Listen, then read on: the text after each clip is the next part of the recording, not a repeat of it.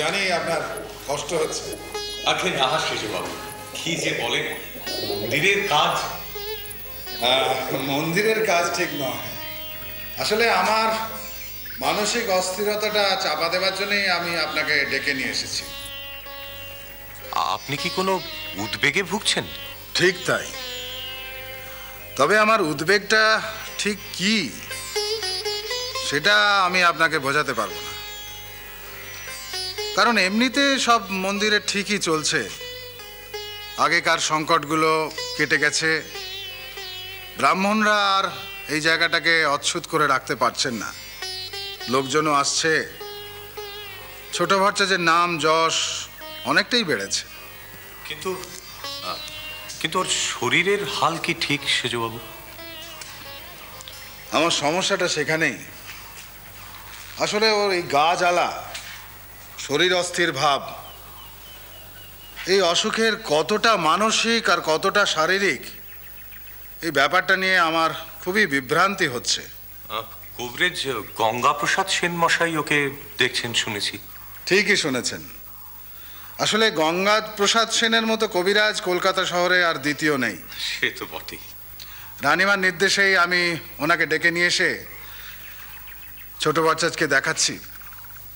তবে উনিও ঠিক করে আন্দাজ করতে পারছেন না। উনি বলছেন যে এটা যোগজ ব্যাধি, একটা দিব্যোন্মাদ অবস্থা।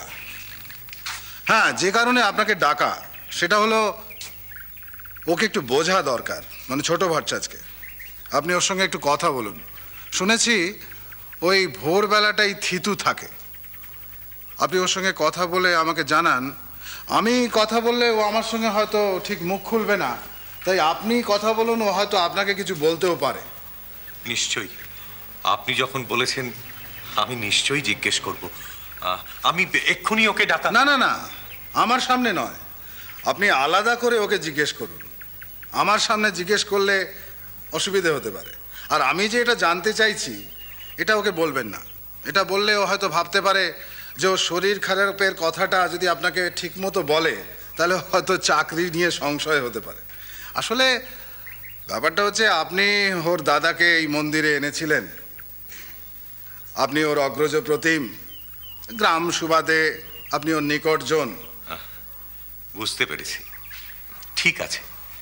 কিন্তু একটা কথা সেদুবাবু, যদি দেখা যায় বা বোঝা যায় যে সত্যিই ও রোগগ্রস্ত, তাহলে কি আপনি আর ওকে মন্দিরে রাখবেন না?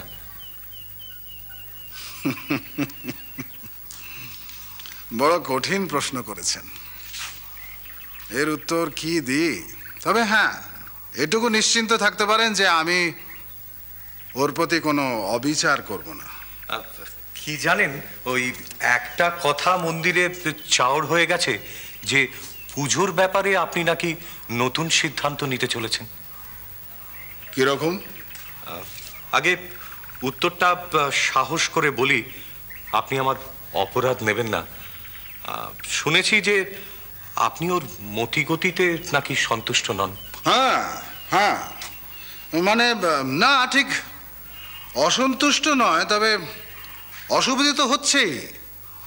এই মন্দিরের পূজার কাজ, এত বড় মন্দির, নিত্য লোকের আসা যাওয়া। আপনার মনের অবস্থাটা আমি বুঝি সেজবাবু। আমার নিজেকে এক এক সময় বড় অপরাধী বলে মনে হয়।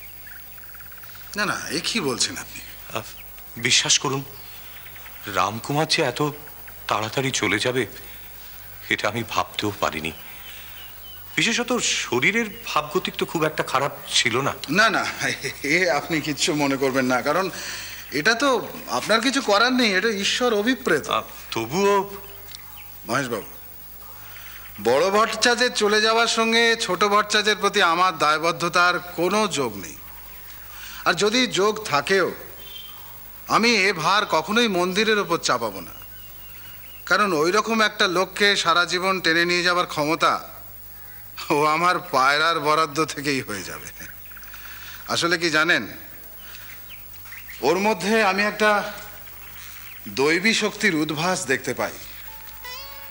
ও ওর ওই বালক স্বভাব, মধুর প্রকৃতি, ওর ওই ভুবন মনোহর রূপ আমাকে আকৃষ্ট করে বলেই তো আমি ওর প্রতি এতটাই সহনশীল।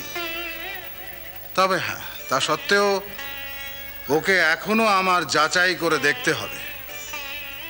ওকে যাচাই করে দেখতে হবে যে ও পার্থিব না অপার্থিব।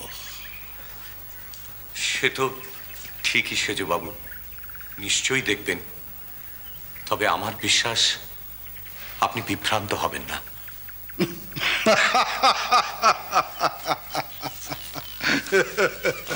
আমি কি কিছু ভুল বললাম সেজবাবু? না না না, ভুল বলেননি।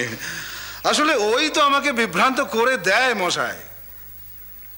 আসলে আমি বুঝি না ও যেটা করে সেটা ইচ্ছে করে করে না সহজাত স্বভাব থেকে করে, এটা আমি ঠিক বুঝি না।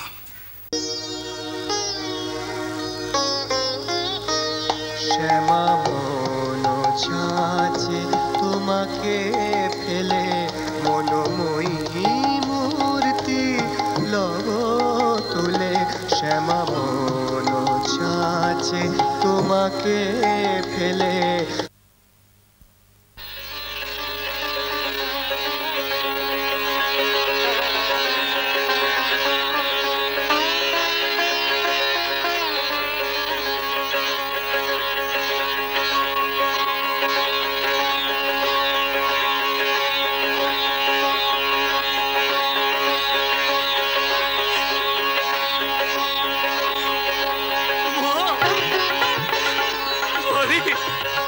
তোর কি অপার মহিমা মা! তোকে আজই দেখাতে হবে মা, তোকে আজই দেখাতে হবে, তোকে আজই দেখাতে হবে মা, তোকে আজই দেখাতে হবে।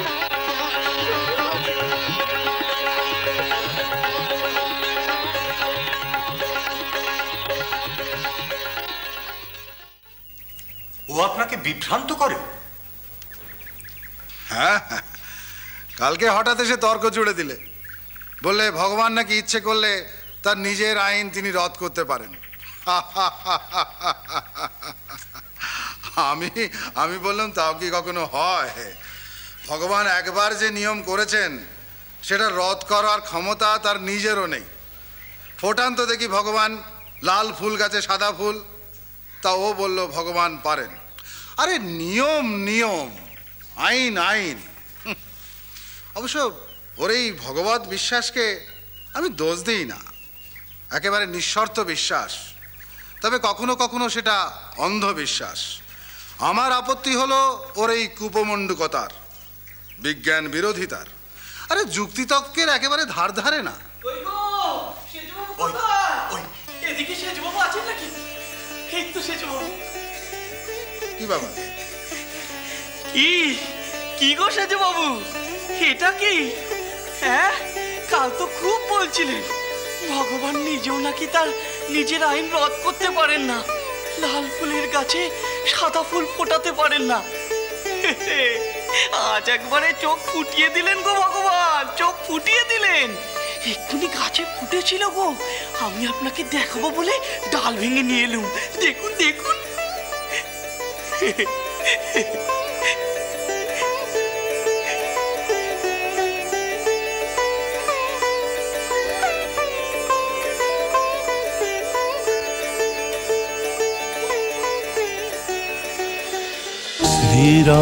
শ্রীরাম কৃষ্ণ